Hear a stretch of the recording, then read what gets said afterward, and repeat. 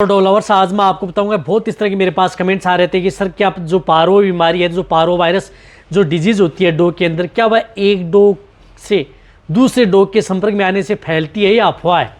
तो आज की वीडियो के अंदर मैं आपको बताऊंगा कि जो पारो वायरस बीमारी होती है, क्या वह एक डॉग में जिस प्रकार से किसी तरह का कोई डॉग संपर्क में पारो वायरस बीमारी से संपर्क में है और यदि आपका डॉग स्वस्थ है और आप उससे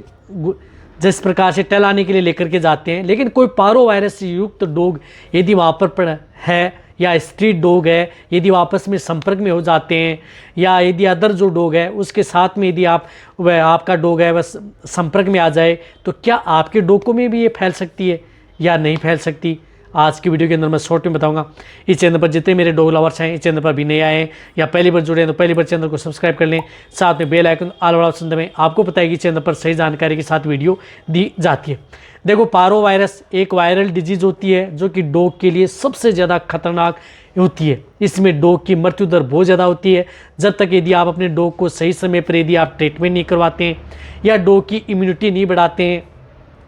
या जिन डॉग की आप सही समय पर वैक्सीन नहीं करवाते हैं, यानी टीकाकरण नहीं करवाते हैं। टीकाकरण इन बीमारी का इलाज है, लेकिन जब ये बीमारी यदि आपके डॉग में जब हो जाती है, क्योंकि वैक्सीन करने के बाद में भी कई डॉग में भी हो जाती है, या अदर जो यदि इस तरह की बीमारी यदि जब डॉग में हो जाती है तो उस स्थिति में ट्रीटमेंट ही होता है और उस स्थिति में भी बचना आपके वेटरनरियन पर निर्भर रहता है या आपके जो डॉग है उस पर निर्भर रहता है कि उसकी इम्यूनिटी है या नहीं। लेकिन जब यदि आपका डॉग एकदम सही है लेकिन कहीं पर दूसरा स्ट्रीट डॉग है वह यदि संपर्क में आ गया, उसको पारो वायरस बीमारी थी या अदर यदि आप कहीं पर फील्ड में घुमाने के लिए लेकर के आ गए, दूसरे डॉग को पारो था, उस डॉग से आपके डॉग ने